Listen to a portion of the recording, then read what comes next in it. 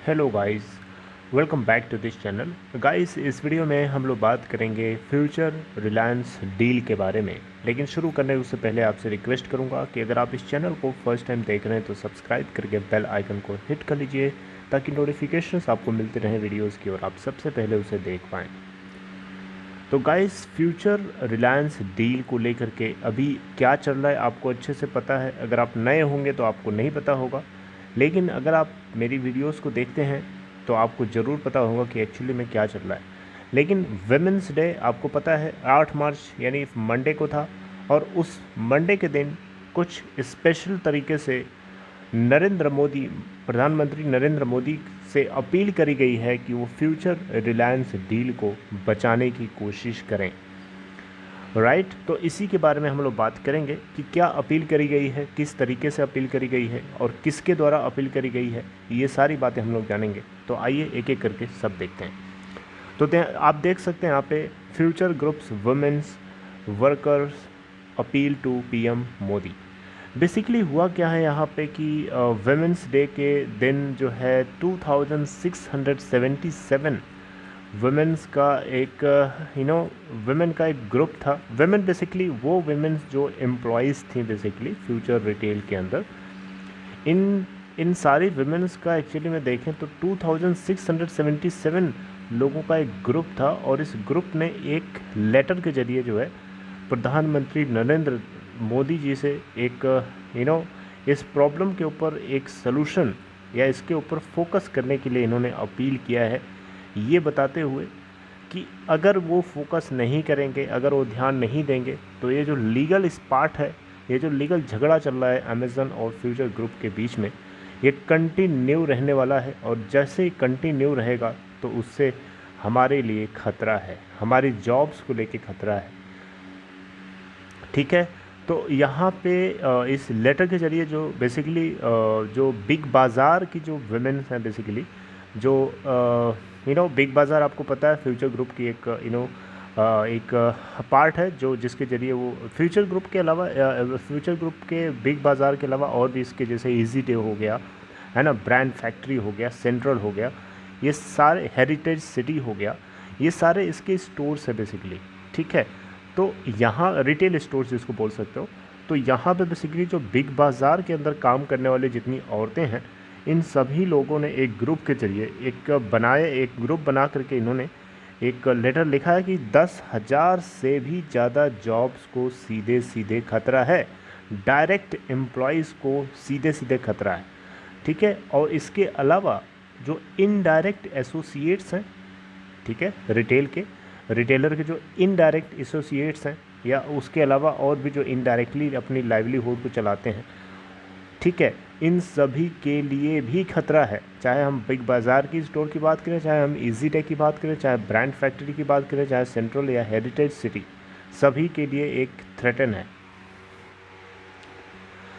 अब जैसा कि आपको अच्छे से पता है, बिग बाज़ार या फिर जितने भी इनकी जो ग्रुप स्टोर्स हैं, इनके अंदर बहुत ज़्यादा एम्प्लॉयज़ काम करते हैं। डायरेक्टली 10,000 वुमेन्स को तो खतरा है ही है। इसके अलावा अगर आप देखें तो एडिशनली 2 लाख वुमेन जो कि इनडायरेक्टली अपने लाइवलीहुड को चलाती हैं, ठीक है, बिग बाज़ार के अंदर, या तो प्रोडक्ट को सप्लाई करके या फिर उनको खरीद करके, एक तरीके से वो अपने जीवन यापन या अपनी सस्टेनेंस को वो यहाँ से चला रही हैं। ठीक है, तो इसीलिए यहाँ पे इस ग्रुप का, फ्यूचर ग्रुप का बचना बहुत ज़रूरी है। तो फ्यूचर ग्रुप को ऐसी क्या सिचुएशन आ गई कि वो रिलायंस इंडस्ट्री के साथ डील के चक्कर में पड़ गया। अब ये आपको बताने की ज़रूरत नहीं है, ये बात जो है इन्होंने लेटर में ज़रूर एक्सप्लेन किया है, लेकिन ये आपको अच्छे से पता है कि फ्यूचर ग्रुप के बिज़नेस को बुरी तरीके से चोट लगी है पैंडमिक की वजह से, और उसी चोट से निपटने के लिए, या ऐसे समझिए कि जितने लोग हैं जिन लोगों ने कर्जा दिया है फ्यूचर ग्रुप को, वो सारा कर्जा बढ़ता जा रहा है, एक्सपोनेंशियल रेट से बढ़ रहा है, और उस कर्जे को ख़त्म करने के लिए इन्होंने, या ऐसे समझिए कि उस कर्जे को अरेस्ट करने के लिए, ठीक है, कर्जा का जो बढ़ने का रेट है उसको पकड़ना मुश्किल होता है। अगर आप उसको सोच रहे हो कि अपने बिज़नेस से, आप क्वेश्चन कर सकते हैं कि फ्यूचर ग्रुप जब पैंडमिक हट चुका है तो अपने बिज़नेस से भी तो उसको डील कर सकता है, लेकिन जो एक्सपोनेंशियल रेट से जो इसका खर्चा है, जो कर्जा है बेसिकली वो बढ़ रहा है, तो उसके बढ़ने के रेट से ज़्यादा आपको अर्न करना पड़ेगा ना, तभी तो आप उसको अरेस्ट कर पाओगे, नहीं तो पॉसिबल ही नहीं है। वो बढ़ता जाएगा और एक दिन आप डूब जाओगे। तो बिल्कुल सेम सिचुएशन यहाँ पे फ्यूचर ग्रुप के साथ है, और इसीलिए इन्होंने रिलायंस के साथ डील करी 24,713 करोड़ रुपए की, ताकि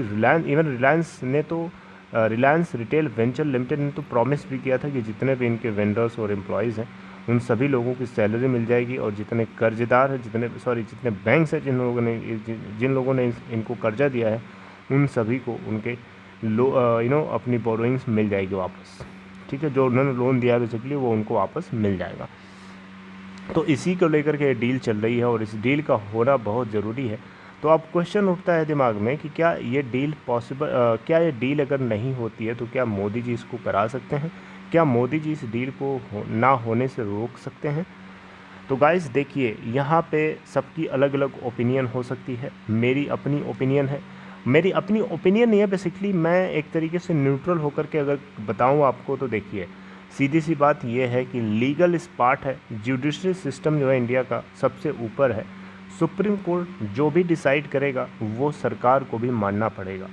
सरकार अगर कहीं ना कहीं इंटरनली कनेक्टेड है जुडिशरी सिस्टम से तो वो अलग बात है, तो उसके ऊपर टिप्पणी करना बिल्कुल ही गलत होगा, राइट। लेकिन यहाँ पे सुप्रीम कोर्ट अगर इन पॉइंट्स को अगर समझता है, एनालाइज करता है, तो मैंने आपको जैसा कि कई बार बताया है कि कोई ना कोई लीगल जो है या कोई ना कोई इंटरमीडिएटरी स्टेप जो है सुप्रीम कोर्ट ज़रूर निकालेगा, जो दोनों के लिए हित में हो, दोनों के लिए फ़ायदे में हो, किसी का नुकसान ना हो यहाँ पे, राइट। क्योंकि एडिशनली देखा जाए तो फ्यूचर ग्रुप को बचाने की जिम्मेदारी भी बनती है भारत देश के अंदर, क्योंकि इतना ज़्यादा अनएम्प्लॉयमेंट पहले से ही है, और अनएम्प्लॉयमेंट क्रिएट होगा तो उससे नुकसान किसका होगा? सुप्रीम कोर्ट तो चलो ठीक है, अपना डिसीजन मान लो फ्यूचर ग्रुप के अगेंस्ट निकाल देता है, नुकसान किसका होगा? देश का नुकसान होगा ना। तो सुप्रीम कोर्ट भी इन बातों को एनालाइज करेगा, और मैंने आपको जैसा कि बताया है, सबसे ज़्यादा मेरी तरफ से जो एनालिसिस है, एम्फेसाइज्ड पॉइंट ये है कि सुप्रीम कोर्ट कोई ना कोई ऐसा लीगल पॉइंट ज़रूर निकालेगा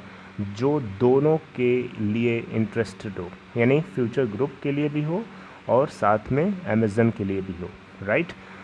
तो मुझे लगता है कि ऐसा हो सकता है, बाकी आगे देखते हैं। आपको पता है कि ये जो केस है अभी Delhi high court, supreme court और NCLT के हाथ में फंसा हुआ है, रुका हुआ है।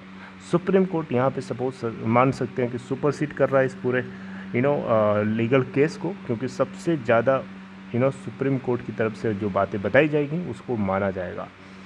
तो सुप्रीम कोर्ट इसके ऊपर बताएगा, फैसला आपको देगा। देखते हैं, जैसे कुछ आएगी अपडेट तो आपको ज़रूर अपडेट किया जाएगा गाइस। तो ये एक वुमेंस डे के स्पेशल डे के दिन वुमेंस ने, बिग बाज़ार की जो लेडीज़ हैं जो काम करती हैं उसमें, इन लोगों ने एक अर्जी लगाई है प्रधानमंत्री नरेंद्र मोदी जी से। अब देखते हैं मोदी जी इसमें किस तरीके से अपना एक्शन लेते हैं और किस तरीके से इस केस को इम्प्लीमेंट करते हैं। So this is all for this video guys. अगर आपको ये कंटेंट अच्छा लगा तो लाइक कर सकते हो। डीमेट या ट्रेडिंग अकाउंट अगर आपको ओपन कराना है तो डिस्क्रिप्शन बॉक्स में देखें, आपको एक लिंक मिलेगा, उसे क्लिक करिए और आप स्टॉक में अकाउंट ओपन करा सकते हैं। It's very simple. See you next time, take care.